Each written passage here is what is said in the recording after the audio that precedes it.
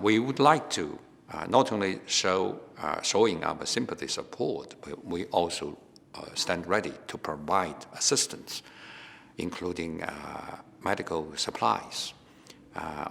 We were at a very critical situation with regard to Hubei and Wuhan. British side sent 2 ships of medical supplies to us. We are very grateful to that. And now it's our turn to provide mostly needed medical supplies to UK. So we're ready to offer, to share our experience with the UK. And also our 2 countries working very closely and around the clock on drugs, on vaccine.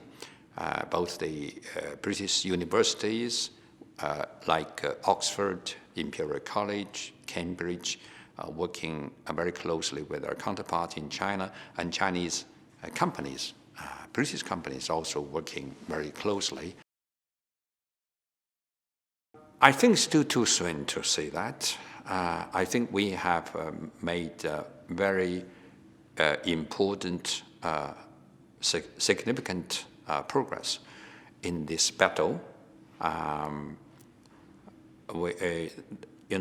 But we still have to keep vigilant. We can't say the battle is over. We can't say the battle is won, because there is still some sporadic and especially imported cases from overseas. So these really pose the challenge. And so we are still fighting the 2 battles. Battle 1 is against the virus. Battle 2, to resume the normal life of the Chinese people. There's so many volunteers, they made a big sacrifice. They carry out this volunteer work to help the elderless, to help the most needed people. So when we see the whole country is mobilized, it's not only about the army, military forces, medical doctors, and it's also about the ordinary people. So that's the most important thing. I think when we talk about China's experience, if we want to share with the British people, is that I'm quite sympathetic with the Prime Minister Johnson when he made the televised speech. He said the whole country should be mobilized. People should listen to the government, to follow the voice of the government, should take your own social responsibility. So that's very important. The Chinese people have this high degree of social responsibility. I wouldn't say the British people have a lack of social responsibility, but British people like to live in a more relaxed, freer. They do not like to listen to the government. They do not like to be controlled by anyone, to say the least of the government.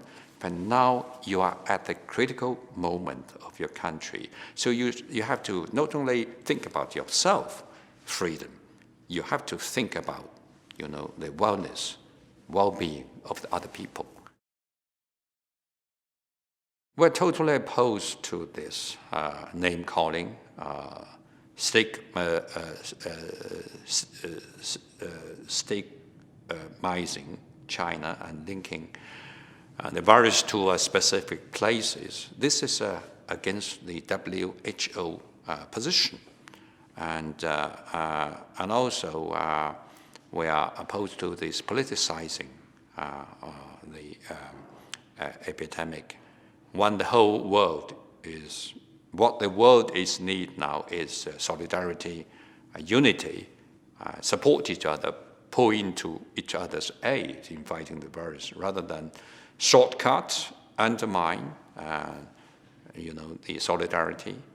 And what's more, I think this kind of rhetoric is politically motivated, I would say, has ulterior political motives.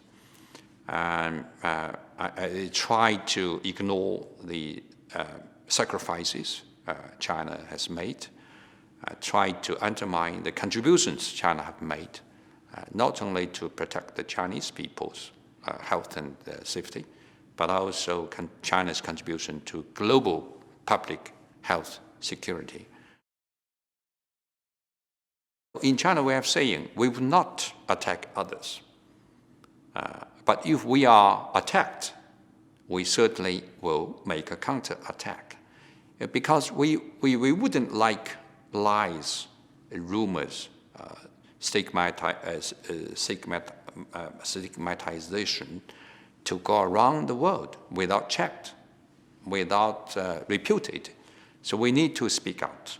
But still, we have no interest in confrontation with the United States. As a matter of fact, we would like to cooperate with the United States to have a joint fight against the virus.